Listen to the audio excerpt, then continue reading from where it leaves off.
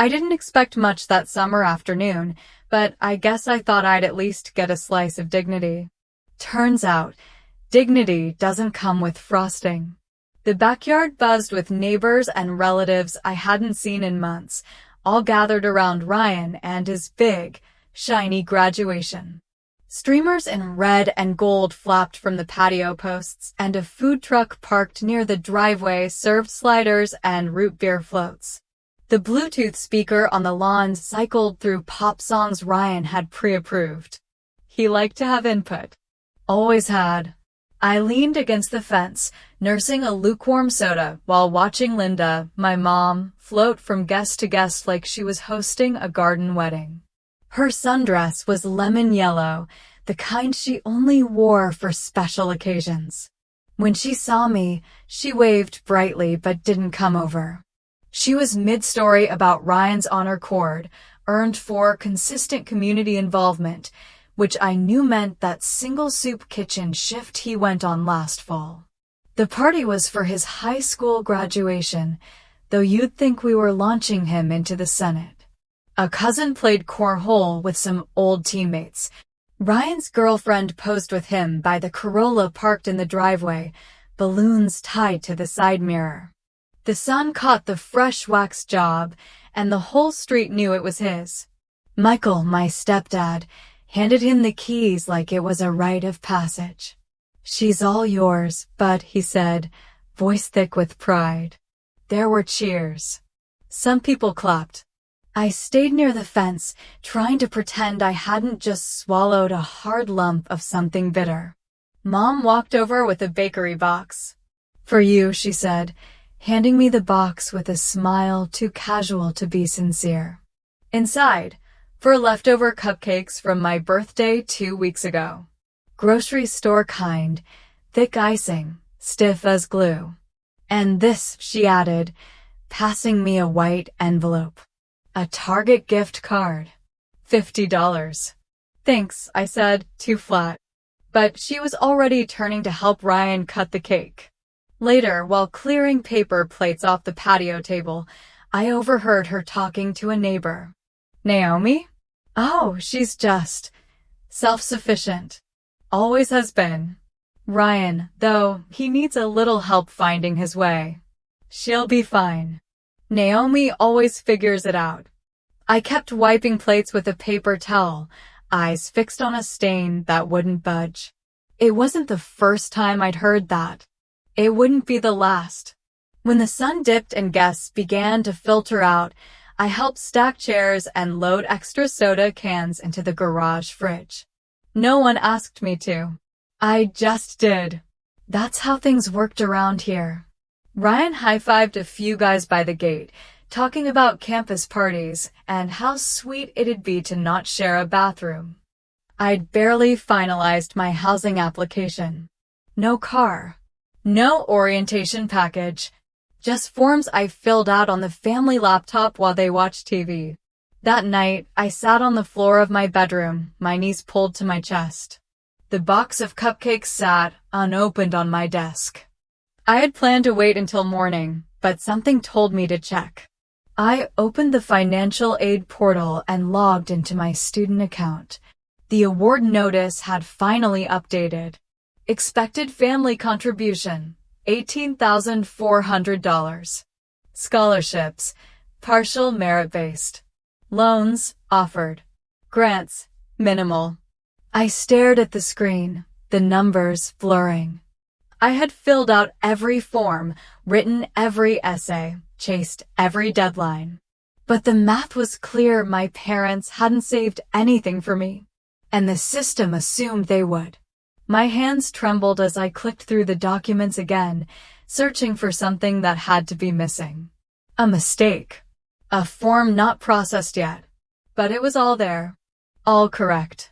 I wasn't just going to college alone. I was going to be paying for every credit, every meal, every bus ride across campus. On my own. And Ryan? He'd just been handed a Corolla with a full tank and a pat on the back. I looked over at the unopened cupcakes and wondered, not for the first time, what it felt like to be chosen. Not expected. Not managed. Not deferred. Just chosen. Outside my window, I could still hear Ryan laughing on the phone with one of his friends. Something about road tripping before classes started. The glow from the porch light caught his silhouette as he paced. I turned off my laptop, pulled my blanket over my shoulders, and lay back on my floor, staring at the ceiling, thinking, maybe I'll never be the favorite, but I'll be the one who builds something that doesn't melt in the sun. I arrived on campus the day before classes started, hauling 2 duffel bags and an old Dell laptop that had seen better days. The streets of Minneapolis were dotted with students everywhere, their laughter mixing with the crisp autumn air, leaves crunching beneath hurried footsteps. The University of Minnesota was alive with energy, the quad buzzing, dorm halls echoing with fresh excitement. But as I trudged toward my assigned dorm, the weight of reality settled heavy on my shoulders. My dorm, a cramped third-floor room shared with Zoe, felt worlds apart from the sleek space I'd seen in Ryan's dorm reveal video. He'd sent Mom a live stream, showing off his new bedding set, navy blue with gold accents, and a mini fridge stocked with snacks and energy drinks. His dorm was perfect, curated and comfortable. My room was smaller than my old bedroom back home, with a narrow bed, peeling paint on the walls, and a shared bathroom down the hall. Zoe greeted me with a warm smile and a plate of homemade cookies. "It's not much, but it's home," she said, as she unpacked her books and pictures of family trips. She was middle class, friendly, and already knew the lay of the campus. Her parents had chipped in for her tuition and rent, but she was working part-time, too. We bonded quickly, both juggling school and jobs, 2 sides of the same coin. That night, I logged into my social media and was hit with a flood of Ryan's posts, unboxing his brand new MacBook Pro, unwrapping care packages from Mom and Dad filled with gourmet coffee, personalized stationery, and the latest textbooks. The captions gleamed with excitement and privilege. I clicked off, my stomach twisting. My reality was starkly different. I ate ramen for dinner more nights than I cared to admit, often skipping meals to stretch my budget. My schedule was a tightrope walk, morning biology labs, afternoon lectures, evening shifts at the campus library shelving books, and overnight cleaning shifts at Unity Point Hospital. It was exhausting, but necessary. Some nights, I found myself sitting in the hospital's break room at 3 a.m., the hum of machines and distant footsteps my only company, flipping through textbooks with heavy eyelids. My hands shook as I tried to balance not just my work hours, but the constant fear of falling behind. Missing a single quiz could derail everything I'd worked for. And then it happened. After pulling a double shift, I fell asleep over my notes, missing the biology quiz that I'd agonized over for days. The email notifying me of the 0 score hit like a punch to the gut. Panic took hold, squeezing my chest tight. How could I recover from this? Could I keep juggling school, work, and the crushing financial pressure? The next morning, I woke to a surprising email from Professor Whitman, my introduction to research methods instructor. "I saw your last paper. Would love to speak after class." That simple line sparked a flicker of hope in the exhaustion. Maybe someone had noticed not just my grades, but the person behind them. Maybe I wasn't invisible after all. I replied quickly, heart pounding. That afternoon, in her small, book-lined office, Professor Whitman listened as I poured out the challenges, the late nights, the money worries, the feeling of being worlds away from the life Ryan led. She didn't judge or pity me. Instead, she said softly, "In this life, rough days can weigh you down, but there's always room for grace if we remember to care for each other." For the first time in a long while, I felt seen. A mentor. A guide. Someone who understood that survival and ambition could exist in the same person, even when the odds felt stacked against them. As I left her office, clutching a handful of research articles and a new sense of purpose, I knew the road ahead would be long. But at least now I wasn't walking it alone. While Ryan spent his summer finding himself in Costa Rica, I was scraping pancake batter off hospital floors at 6 a.m., trying to keep my balance between exhaustion and determination. Mom had called Ryan's trip a confidence builder, a chance to breathe and explore. My 3 jobs, she said, were character building. The unspoken truth, Ryan's world was cushioned with privilege. Mine was carved out by grit. Spring of 2019 was a blur. My sophomore year kicked off with a brutal schedule: morning lectures on public health disparities, afternoons in the hospital kitchen chopping vegetables and wiping counters, evenings hunched over a desk at the campus library, working as a research assistant for Professor Clara Whitman. Professor Whitman was more than an instructor. She was a beacon in the fog. Her warm smile hid a sharp intellect that challenged every assumption I held about the healthcare system. When she invited me to join her latest project on health equity, I was simultaneously terrified and exhilarated. This was my chance to make a difference, not just for myself, but for people who looked like me, who fought the same battles every day. At the same time, my social circle was slowly expanding. Zoe, my roommate, and Malik, a classmate who juggled scholarships and part-time jobs, formed a study group that was part survival team, part support network. Our lives intertwined in shared exhaustion and quiet victories, navigating financial aid forms, late-night cram sessions, and moments when hope flickered despite the odds. Meanwhile, Ryan's path diverged sharply. News trickled through family calls and social media. He had dropped organic chemistry for the second time. Yet somehow a summer internship with a prestigious health agency still found its way to him, thanks to well-placed family connections. I felt a sting, not jealousy exactly, but the harsh reminder that talent and effort weren't the only currency here. Still, I pushed forward. The opportunity that meant the most came unexpectedly.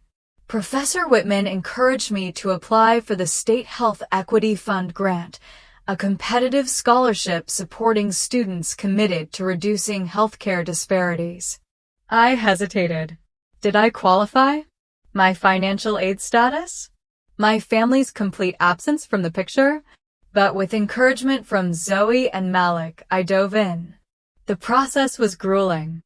I balanced drafting a detailed proposal with endless shifts, often skipping meals to keep my energy up. My hands trembled as I typed my personal statement late one night in the cramped dorm common room. I wrote about the invisible barriers many like me face in accessing quality healthcare, the systemic neglect, the stories that don't make headlines but break lives. Submitting the application felt like sending a message in a bottle into a vast ocean, unsure if it would ever be found. Days passed. I kept busy with hospital rounds, research data analysis, and study group debates. I learned to live in pockets of quiet amidst the chaos, little moments where purpose overpowered exhaustion. Then, one evening, while returning from a midnight cleaning shift, I saw the email notification glowing on my phone screen. "Congratulations," it began. "Your proposal has been selected for the final round interview." My breath caught. I stared at the words, disbelief and cautious hope swirling in my chest. I looked up from the screen, eyes wide. For the first time, I felt it, maybe, just maybe, I finally mattered to someone. Not because of family ties or inherited advantage, but because of me. Because of what I could offer. Because of who I was becoming.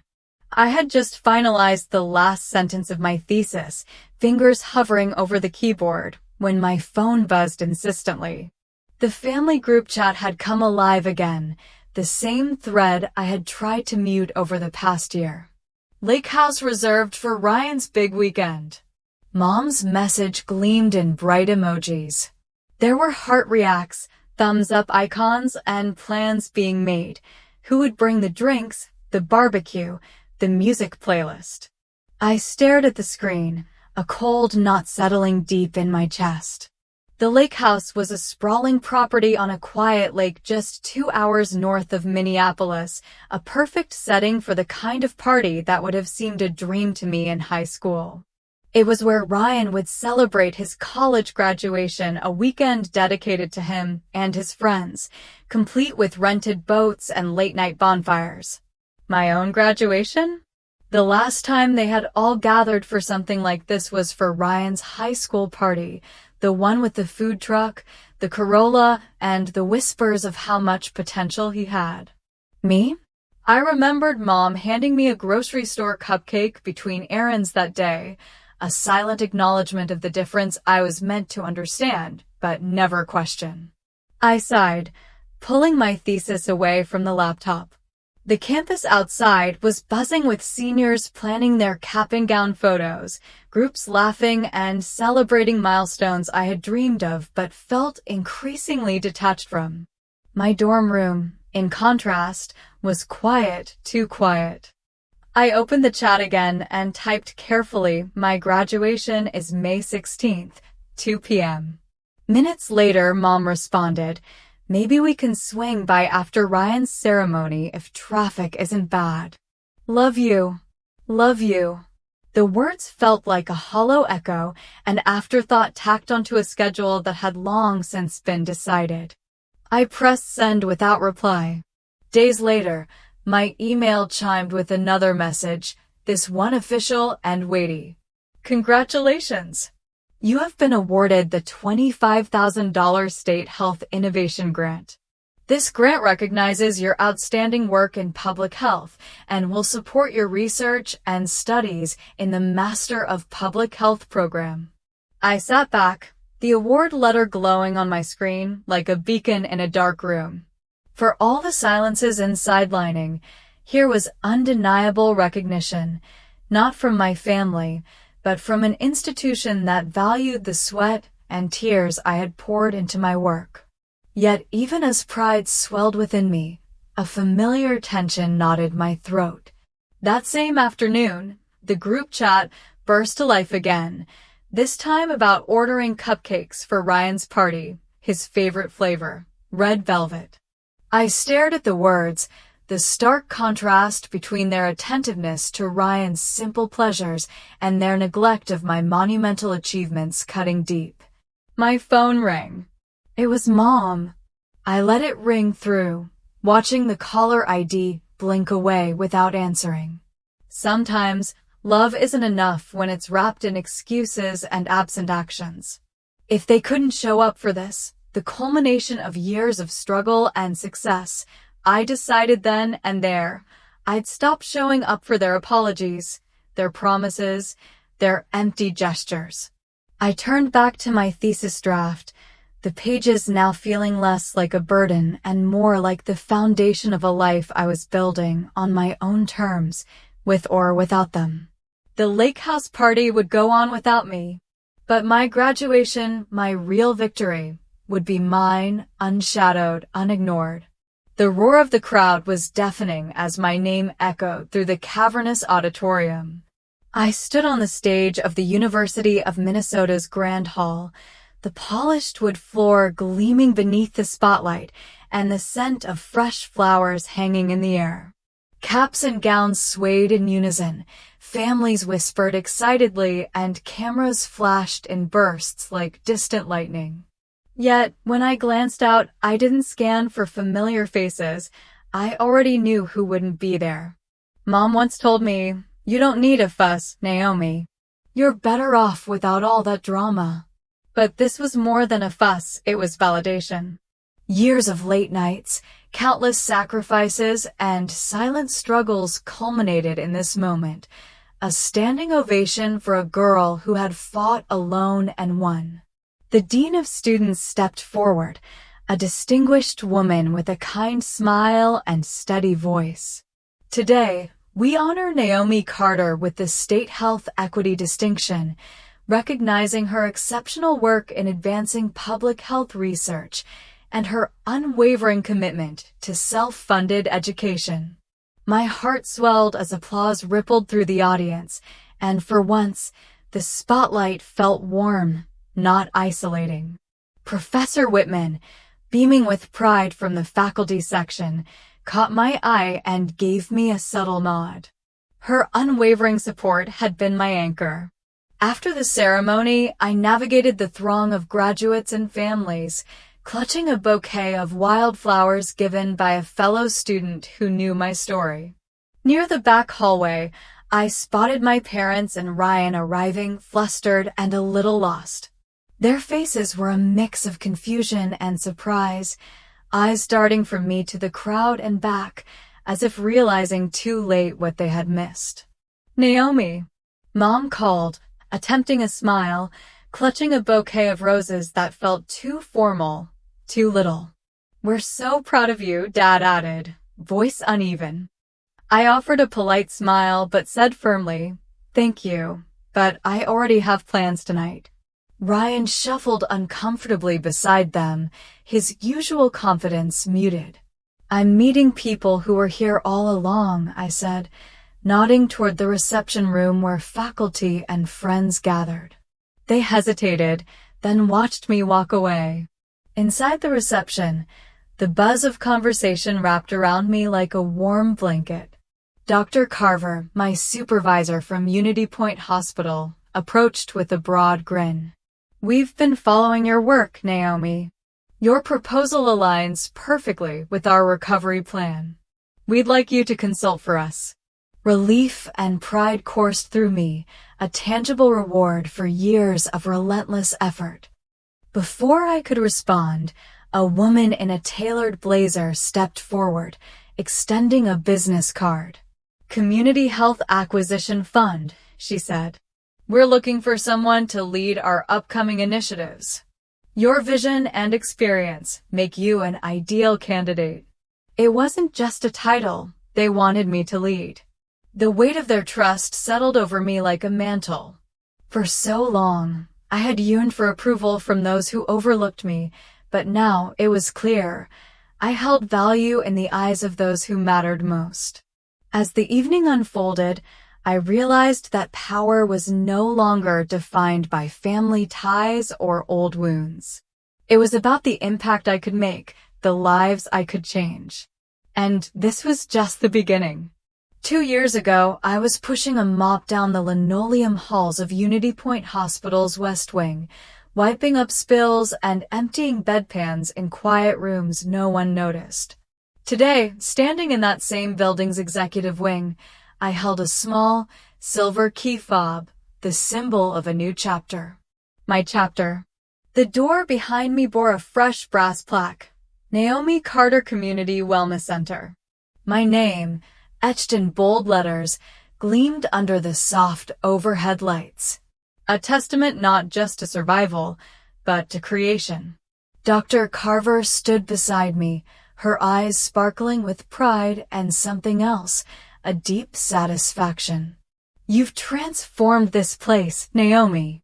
From the floors you once cleaned to the leadership you now hold. It's more than just a center. It's a promise."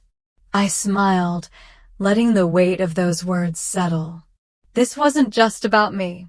It was about the countless students, patients, and community members who needed someone to believe in them, someone to open doors when their own paths were blocked. Later that day, I received a message from Mom. Simple, unexpected, proud of you. We want to understand now. The words carried the tentative hope of reconciliation. I wasn't sure where it would lead, but I knew I was ready to meet it on my terms. A brief meeting with Ryan followed. He was different, no longer the cocky kid with a fresh car and endless plans. Jobless, uncertain, he admitted quietly, "You did it right, Naomi." I don't know what I was chasing. The admission wasn't a victory over him. It was a moment of understanding, a shared acknowledgement of paths taken and lessons learned. That evening, as I settled into my new office, a handwritten note caught my eye. It was from the first recipient of the scholarship established in my name. "You made me believe in my own path. Thank you." I folded the note gently and placed it beside my desk lamp, a quiet reminder of why this journey mattered. As I locked the door, I glanced at my nameplate once more, not just proof of arrival, but of endurance, strength, and purpose. The past hadn't defined me, it had refined me. And as the city lights twinkled beyond the window, I knew this was only the beginning.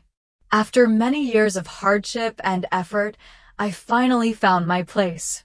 Not thanks to anyone, but by my own strength and strong will.